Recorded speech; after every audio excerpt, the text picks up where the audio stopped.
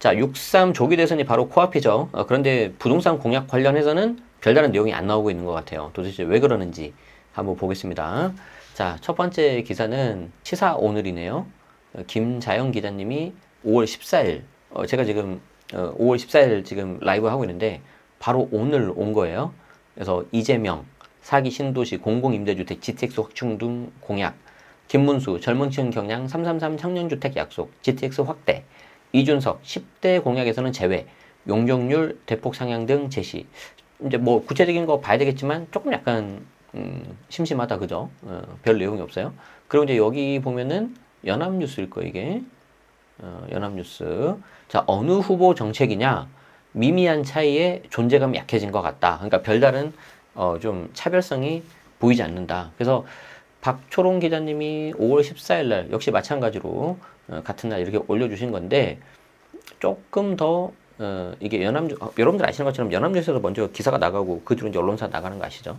그래서 이제 요거 한번 먼저 보도록 하겠습니다. 자, 이재명, 김문수 제가 호칭을 좀 생략하겠습니다. 재건축 규제 완화, 공급 확대, 유사 공약 내세워. 세제 관련은 온도차가 줄어들었다. 자, 김문수 제초안 폐지하겠다. 내가 좋아하는 건데. 이재명 세금 때려서 억누르진 않겠다. 이것도 괜찮은 건데 이게 별로 이제 차이가 없다는 거죠. 전문가들 부동산 이슈 표심에 큰 영향 없을 거다. 그러니까 쉽게 말해서 좀 속된 말로 정치인들 입장에서 후보분들 입장에서 표가 안 되네 라고 생각하신 거라고 이제 봤는데 한번 볼게요. 21대 대선 레이스가 본격화가 됐지만 이번 선거에서는 주택과 부동산 공약이 핵심 이슈에서 밀려난 모습이다. 제가 생각하는 이유는 전문가는 아니지만 뒤에 말씀드리도록 하겠습니다. 각 후보가 제시한 10대 공약 중 부동산 공약의 무게감과 파급력이 예전만 못하고 차별성을 찾기 어렵다는 평가가 나온다. 이거 단톡방 이런 데 보니까 이미지로 잘 돌더라고요. 제가 그거까지 갖고 왔으면 더 좋았을 텐데 미안합니다. 2022년 대선에서는 여야 후보들이 경쟁적으로 임기 내 250만 가구 공급 같은 대규모 공급 계획을 쏟아냈던 것과는 대조적이다. 정치적 부담을 고려해서 부동산 문제를 전면에 내세우지 않으려는 의도가 깔린 것 아니냐는 해석도 있다. 저도 약간 비슷하게 생각을 합니다. 재건축 재개발 중심 공급 확대에 대해서는 한 목소리를 냈다. 자, 14일 더불어민주당 이재명 그리고 국민의힘 김문수 개혁신당 이준석 후보의 정책 공약을 보면 모두 공급 확대를 강조한다는 점에서는 좀 결이 비슷하다. 공급 확대를 위해 재건축 재개발을 활성화하겠다는 방향성도 같다. 자, 왜 그래요? 일단 사람들이 이제 다 많이 똑똑해지고 SNS 같은 걸로 다 이렇게 정보가 빠르게 돌다 보니까 지금 이 주택 시장 문제의 가장 큰 문제가 공급 부족이라는 걸 알아요. 그리고 더 나아가서 공급 부족은 단기간에 해결이 안 된다는 것도 알아요. 그런데 이게 서울 같은 경우에는 따로 어떤 택지 개발을 해가지고 주택을 공급할 수 있는 방법이 없어요. 그럼 남아있는 게 재건축 재개발밖에 없어요. 그런데 재건축 같은 경우에는 뭐가 문제냐면 초과 이익 환수제라는 게 있어요. 그게 아주 좀 약간 치명적이에요. 그래서 좀 이게 문제가 있고 그래서 이제 그런 걸 싫어하는 사람들이 이제 재개발로 좀 가는 경우가 있어요. 그래서 이제 수익률 같은 면에서 저는 재개발이 그래도 좋기 때문에 그쪽으로 좀 많이 간다. 그래서 정비 사업에 대한 어떤 인기라든지 관심들은 앞으로도 더 좋아질 수밖에 없는데 초기에는 재개발이 좀 더 있지 않을까라고 생각을 해봅니다. 이재명 후보는 일기 신도시 노후 인프라 재정비와 수원, 용인, 안산, 인천 등 노후계획 도시 재건축 지원을 약속했다. 기본적으로는 일기 신도시 플러스 이제 수원, 용인, 안산, 인천 그러니까 왼쪽 서쪽하고 이제 경기 남부 라인 이렇게 됐었네요. 이 중에 이제 가장 유망한 곳은 분당이겠죠. 왜 그러냐면 이제 뭐 다른 분들한테 좀 죄송하지만 이제 집값 상승률 같은 거 보면 분당이 좀 많이 앞서고 있고 갖고 계시잖아요. 지금 후보님이 양지 금호 동의에서의 동의도 하신 걸로 제가 알고 있어요. 많은 걸 시사합니다. 자, 또 서울 도심의 노후 도심의 재개발 재건축 용적률 상향과 분담금 완화를 추진하겠다. 분담금 이 이슈가 이제 가장 큰데 어떻게 할지는 잘 모르겠습니다. 그리고 사기 신도시 개발도 추진하겠다. 조금 먼 이야기 같긴 합니다. 자, 김문수 후보는 333 청년주택 공급을 제시했다. 자, 이건 무슨 말이죠? 결혼하면 3년, 첫 아이를 낳으면 3년, 둘째 아이 때는 3년 등으로 총 9년간 주거비를 지원하는 주택을 매년 10만 가구 공급하겠다. 그러니까 이제 매년 10만 가구 공급을 해서 아까 결혼, 첫 아이, 둘째 아이 이렇게 해가지고 좀 뭔가 지원을 해주겠다는 건데 뭐 내용은 좋은데 어떤 식으로 구체화될지는 좀 더 봐야 될 것 같아요. 여기에 이제 청년, 신혼, 육아 부부를 위한 주택을 매년 20만 가구 공급을 하고 1인형 아파트와 오피스텔 공급도 확대하겠다. 근데 1인형 아파트라. 이게 사실 뭐 좋긴 한데 거의 약간 좀 오피스텔처럼 될 것 같은데. 자, 재개발 재건축 권한을 자치단체로 넘겨서 지금은 15년 넘게 걸리는 사업기간 단축도 추진하겠다. 제발, 제발 그렇게 되면 좋겠습니다. 이준석 후보는 재건축 재개발 때 전용 면적 59제곱미터를 집중적으로 공급하고 요즘에 이제 국민평형이 전용 8사가 아니라 전용 5구 20평대로 바뀌었다는 말이 있는데 뭐 약간 그걸 좀 의식하지 않았나라고 좀 추정을 좀 해봅니다. 고밀 개발을 활성화해서 주택 공급 물량을 늘리겠다. 그러니까 이제 고밀 개발, 이제 용적률 같은 거 쫙 올려가지고 뭐 이게 맞춤로 하고 할 것 같은데 좀 퀄리티는 낮을 것 같은데 너무 빽빽해서. 자, 어쨌든 그랬는데 세제 규제 완화에는 온도차 있긴 하지만 과거보다는 격차가 줄었다 봅시다. 자, 부동산 공약의 큰 틀이 비슷한 모습을 보이는 가운데 세제 그리고 규제 완화 정도를 두고는 일정 부분 온도차가 있지만 과거와 비교하면 차이가 눈에 띄게 좁혀졌다라는 분석이 나온다. 한번 볼게요. 이제 여러분들 관심사항이 이런 거 아니겠어요? 먼저 김문수 후보는 종부세 개편 왜 후보 1번을 먼저 안 하냐라고 하실 수 있는데 후보 1번이 뒤에 보시면 아시겠지만 없어요 지금. 제대로 나온 게. 그래서 후보 2번을 먼저 보는 겁니다. 자, 김문수 후보는 종부세 개편, 그렇지. 양도세 중과 폐지와 재건축 초과이익 환수제 폐지, 그렇지. 우리 구독자분들이 좋아해 주시는 만한 그런 내용이네요. 대표적 규제 완화책을 공약했다. 뭐 이건 이제 현재 정부와 관련된 당이니까 당연히 그렇게 하겠죠. 자, 이는 윤석열 정부가 추진했으나 민주당 우위 국회에서 법안을 통과시키지 못해 실현하지 못한 정책들이다. 뭐 이건 당연한 거죠. 자, 비수도권 주택에 대한 취득세 면제와 이거 해야 돼요. 각종 규제를 면제하는 한국형 화이트존, 이거 뭐야 이거? 화이트존을 도입해서 민간 주택시장 공급을 확대하겠다는 공약도 내놓았다. 말이 어려운데 민간 주택시장 공급을 확대하겠다는 거는 그냥 일반 개인 아니면 기업에 대한 임대주택 활성화를 하겠다는 거예요. 그럼 주택임대 사업자 부분이 건들 수밖에 없는데. 자, 이제 기호 1번을 봅시다. 이재명 후보는 아직 부동산 세제 완화 관련 공약을 제시하진 않았는데 최근의 발언을 보면 부동산 관련 규제에 대해서 예전보다 꽤 누그러진 입장을 내놓고 있다. 지난 8일 경제 유튜버들과의 대담에서 유튜브 채널로 나온 걸 지금 참고하겠다는 거예요, 지금. 전통적인 미디어 레거시 같은 데서 좀 해야 되고 그러지 않나? 아니면 뭐 이렇게 토론을 해야 하든지. 어쨌든 같은 유튜버로서 어쨌든 보겠습니다. 경제 유튜버와의 대담에서 실수요자에게 충분한 주택을 공급해야 한다고 밝히면서 실수요 외에 집을 사겠다는 사람들에 대해서 굳이 막 세금을 때려가지고 억누르지 말자고 말했다. 이게 다네요. 아, 근데 여기서는 제가 좀 하나 발언을 해야 될 것 같습니다. 굳이 막 세금을 때리지 말자라고 하셨는데 이미 때리고 있습니다. 아니, 지금 이렇게 잘못 보면은 지금 안 때리고 있나 보다 생각하시는데 아니에요. 지금도 때리고 있어요. 말은 바로 해야 될 것 같은데. 왜 그러냐면 문재인 정부 때의 규제를 100으로 봤을 때 지금 윤석열 정부 들어서서 이제 물론 이제 조기 대선을 곧 하고 있긴 하지만 앞두고 있긴 하지만 어느 정도 완화가 됐냐? 뭐 한 50, 40 정도 완화됐으면 제가 뭐 이 말이 맞다고 보는데 제가 봤을 때는 한 75, 80이에요. 여전히 규제 중심이다. 그리고 대표적인 게 아까 봤었던 이 다주택자 취득세 중과 이겁니다. 이런 것 때문에 이렇게 한다니까요. 부산에 계신 분도 그냥 서울 반포 그냥 사버려요. 다시 한번 봅시다. 실수요 외에 집을 사겠다는 사람들에 대해서 굳이 막 세금을 때려가지고 억누르지 말자. 아니라니까요. 지금 억누르고 있습니다. 제가. 자, 세 번째 보겠습니다. 이준석 후보는 청년, 신혼, 다자녀, 노년 단계별로 취득세와 양도세 감면을 확대하는 생애주기 맞춤형 주택세금 감면을 제안했다. 아, 이건 아이디어 괜찮다. 생애주기 맞춤형 주택세금 감면. 아이디어 괜찮은데요. 자, 이를 통해서 작은 집, 큰 집, 다시 작은 집으로 주거 이동을 유연하게 하겠다는 건데, 아이디어는 좋은데, 이거는 현재도 있는 소득세법에 있는 일시적 2주택 비과세를 활용하면 충분히 할 수 있습니다. 이준석 후보님, 충분히 할 수 있어요. 네. 그럴 때, 어쨌든 생애주기 맞춤형 좋았어요. 이게 이제 부동산 세금 관련인데, 뭐 없네요, 내용이. 그쵸? 약간 좀 긴 빠지는데? 자, 그러면 이제 유권자 입장에서는 물론 이제 부동산 세금이 다가 아니니까, 이 외에도 뭐 정치, 경제, 안보, 외교 뭐 여러 가지가 있잖아요. 이제 그걸 여러분들이 이제 종합적으로 보시면서 각자 이렇게 판단을 하시겠지만 이제 저희 채널은 좀 이제 부동산 세금 쪽이니까 이제 조금 여기에 대해서 더 말씀을 드리고 싶었는데 개인적으로 좀 아쉽고 이제 좀 시간이 지나면 이제 TV 토론회 같은 것도 할 건데 그때 어떤 내용들이 나올지 좀 약간 퀘스천이 들긴 합니다. 그래서 이제 여기서부터는 제 이제 개인적인 의견인데, 제가 봤을 때는 이제 민주당 이재명 후보 입장에서는 지난번 대선에서 이제 졌던 게, 석패를 했던 게 정말 부동산 딱 종부세 대상자 정도에 버금가는 44만 명 정도 차이 나가지고 진 거잖아요.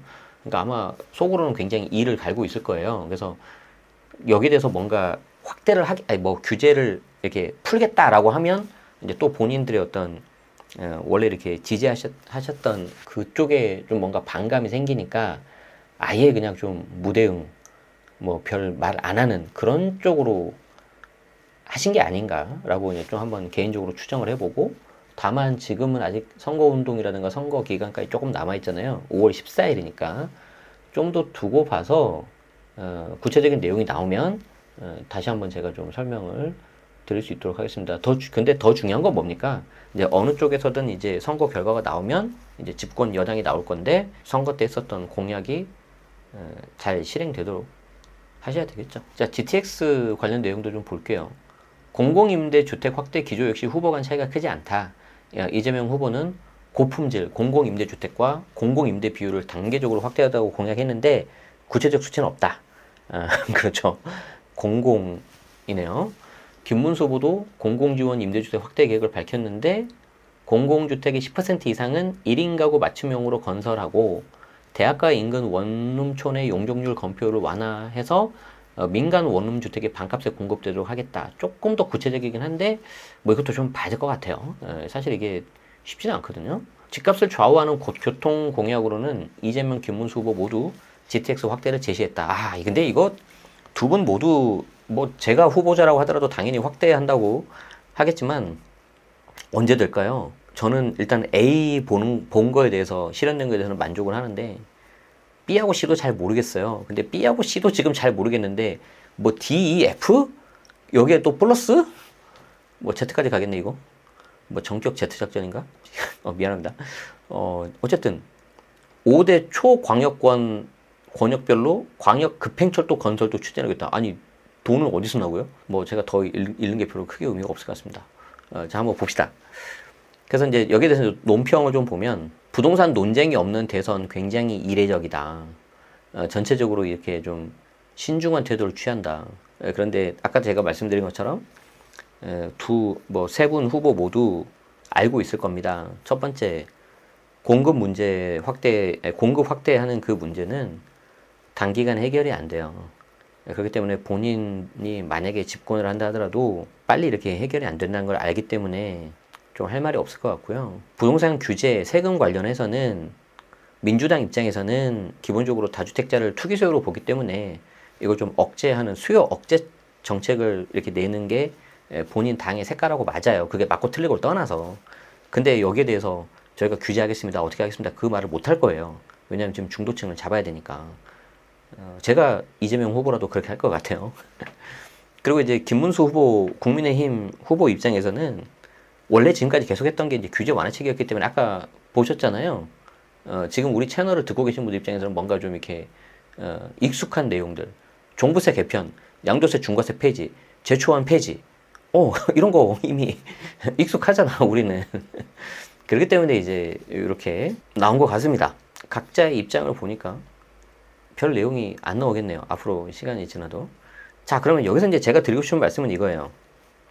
이런 상황에서 시간이 지난다고 했을 때 어떤 민주당 후보든 이재명 후보든 김문수 후보든 아니면 이준석 후보든 여기에 대해서 지금 만약에 대선 기간에 좀 집값이 좀 불안한 모습을 보이고 조금 오르는 모습이 보이더라도 저희가 투기 소유를 억제하고 규제를 세게 하겠습니다, 이런 내용이 나올까 안 나올까?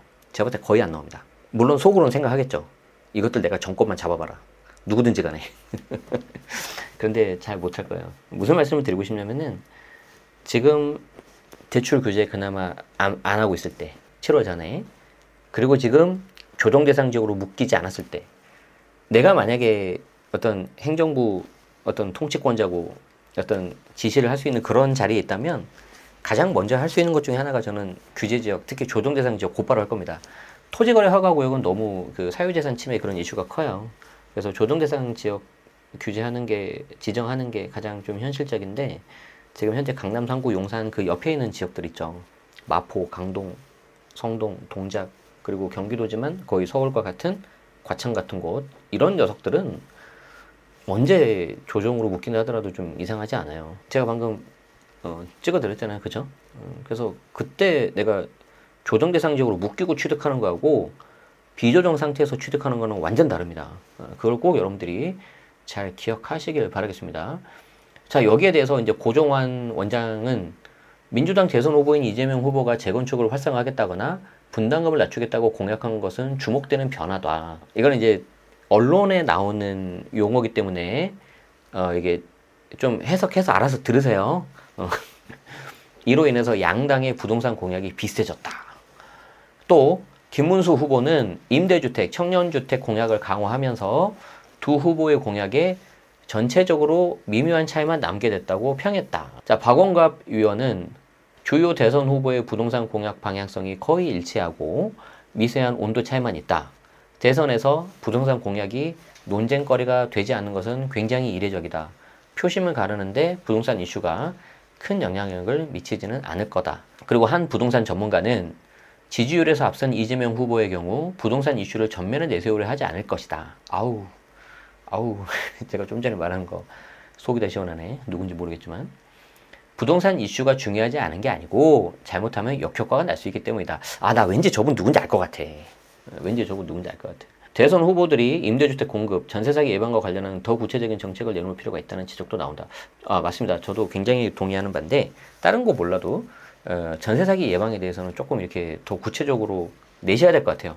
최근에 뭐 신탁 등기 사기도 횡행하고 있는데 저도 보면서 야, 이렇게까지 사기 유형들이 발달했구나. 그러면은 정말 거래를 하신 분들도 당할 건데 특히 사회 초년생들이라든지 뭐 신혼부부라든지 이런 분들 정말 조심해야 되겠다.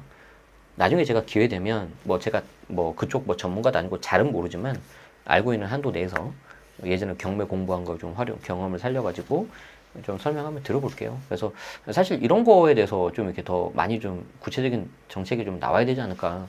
그리고 저는 개인적으로는 다른 얘기인데 이런 전세 어떤 사기꾼들이라든지 그런 범법자들 있잖아요. 저는 다 필요 없고 그냥 무조건 금융치료가 답이라고 봅니다. 저는 금융치료. 무조건 이 사람들 다 돈을 원해서 하는 거기 때문에 가장 원하는 것을 뺏어버려야 돼요. 그러지 않습니까? 답답해요. 진짜 보고 있으면. 자, 고종환 원장은 국민 대다수가 청약에 관심이 많지만 지금 제도는 이해하기 어려울 정도로 누더기다. 플러스 뭐가 있습니까? 부동산 세금도 그렇습니다. 청년층의 내 집 마련 지원을 위해서는 상황에 따라서 대출을 쪼였다 풀었다 하지 말고 확고한 장기 정책 금융 제도를 마련해야 된다. 네, 청년층은 소득만 좀 이렇게 확실하게 나온다면 좀 주담대도 그냥 40년, 50년 쭉 해주고 금리도 좀 낮춰주고 그래야지 이 사람들이 내 집 마련을 할 수가 있어요. 그리고 그게 장기적으로 봤을 때 엄청나게 그 재테크하는 데 도움이 됩니다. 어떤 생활적인 안정도 되고 전세 사기 피해를 할 수 있는 가장 확실한 방법 중에 하나가 내가 여력이 되는 선에서 내 집 마련하는 거거든요. 그런데 이제 막 불안하죠. 집값이 너무 올랐다, 떨어진다, 좀 그런 거가 되기 때문에 좀 이분들을 이렇게 좀 도와줄 수 있는 그런 내용들이 나와야 되는데 제밥에 더 이상 무슨 말 안 해. 무서워요, 저도. 그 두 번째 기사 큰 틀에서 다 똑같습니다. 그래서 제가 다시 읽는다고 해서 특별한 내용이 있을 것 같지는 않고 요 정도만 좀 보죠. 이재명 후보의 부동산 정책 방향성이 과거와 사뭇 달라진 모습이다. 여기에 대해서 이제 왜 어떻게 그렇게 하는지는 여러분들 각자 생각하시길 바라겠어요. 가장 이제 마지막에 다른 어떤 전문가분 의견 좀 보고 마무리하도록 하죠.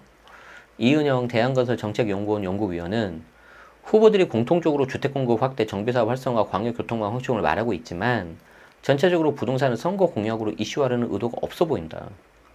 다들 각자의 역린이라서 그렇죠. 민주당에서는 정말 약간 좀 말할 수 없는 그런 부분이고 과거 문재인 정부 때와 오버랩이 될 수가 있으니까. 자, 이어 더불어민주당의 경우 임대차 입법, 토지거래 허가제, 다주택자 규제 등 사안을 내놓았다가 찬반 논란이 초래되고 그에 따라 표가 분산될 수 있어서 꺼낼 필요가 없다. 선거 기간에는 관련 정책들이 따로 다뤄지지 않을 거라고 전망했다. 저도 그럴 것 같습니다. 그리고 이제 끝나고 나면 하겠죠.